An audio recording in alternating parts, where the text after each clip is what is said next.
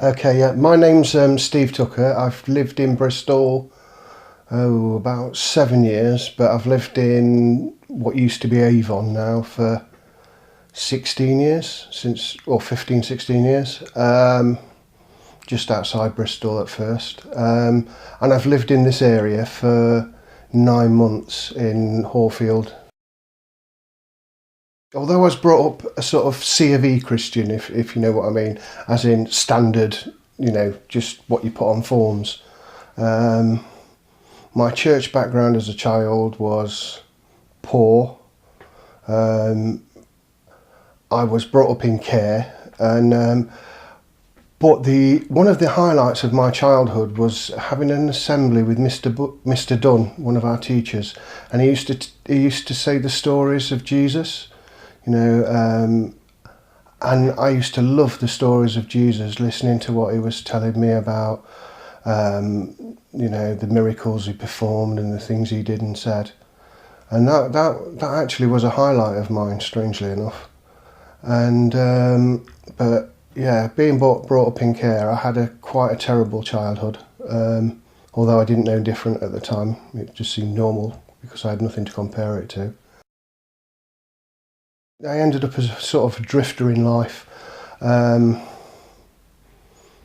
had several jobs. I joined the army, and I ended up, I got married and divorced. I lost everything. I lost my job, my house, my car, and pretty much my soul, really, and ended up as a drug addict living on the street. And strangely enough, this is when I found Jesus.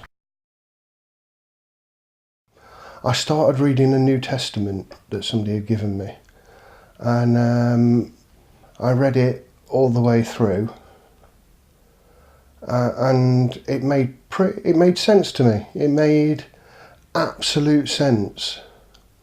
I read it and thought, yeah, that's my God. And I had a moment of clarity. I was sitting on the street. I was weighing 9 stone wet through. I had a needle full of gear and crack sticking out my arm, and a crack pipe in my mouth. And I had a moment where I just thought, I need God's help. And I prayed earnestly for God's help. And God intervened in my life. I asked him for a way out of where I was and a way back to the light. And God gave me that way in the strangest way possible, because I got pneumonia. And I would have never have thought of getting pneumonia, but literally within a week I'd caught pneumonia. And that enabled me to get to hospital and access services, and I got into recovery. And the God I prayed to was how I always describe it, as Jesus' dad, God.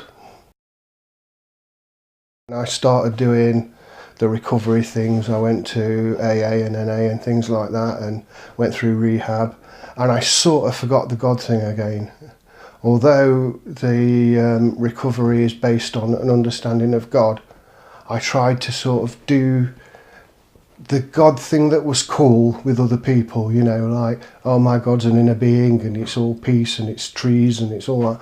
And I wanted to be cool, so I did all that. But it didn't sit right. It didn't really sit right. And then I did an Alpha course to church in Weston-super-Mare. And I got into the swing of being a Christian again. And every time we did the worship songs, I cried. And it was a strange crying, because it was a cry of joy. It wasn't a cry of unhappiness. It was an absolute cry of joy. I have had a personal struggle with the evil one, and I got tempted away from that to do work on a Sunday that was actually illegal work, selling dodgy DVDs. And I was really poor at the time, and it seemed like a good option.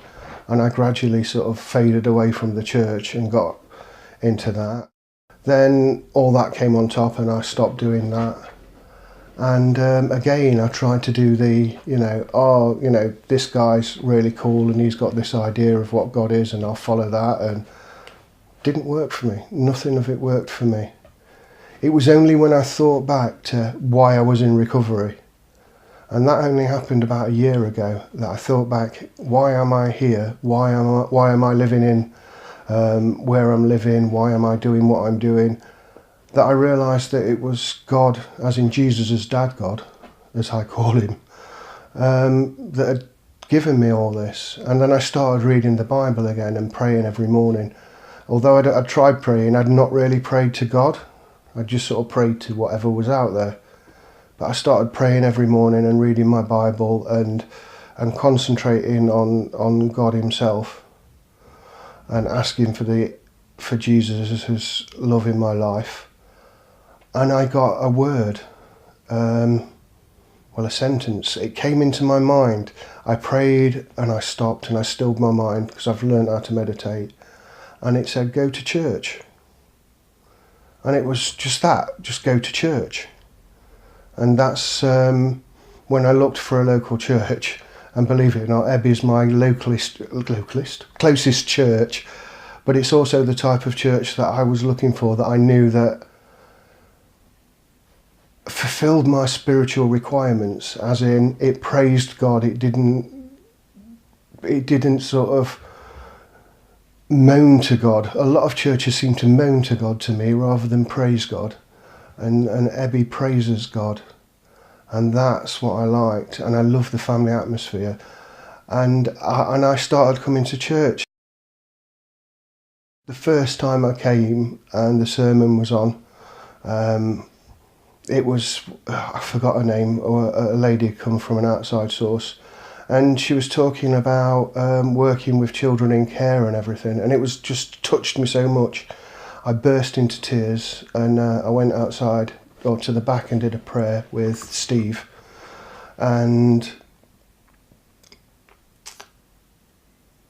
it felt very cathartic. It felt very as though my woes had been lifted. Now, they've not been lifted permanently, and I still pray and I still read my Bible and I do home group and I come to church every Sunday. And as long as I do those things, my life seems a little lighter. God seems more in my life. I'm getting baptised to show people that I'm a Christian and to announce to the world that I am actually a follower of Jesus Christ. I spent so many years denying the fact, even though I knew in my heart that I was, that I really want to announce it to the world and to say to people, this is who I am. I'm a follower of Jesus.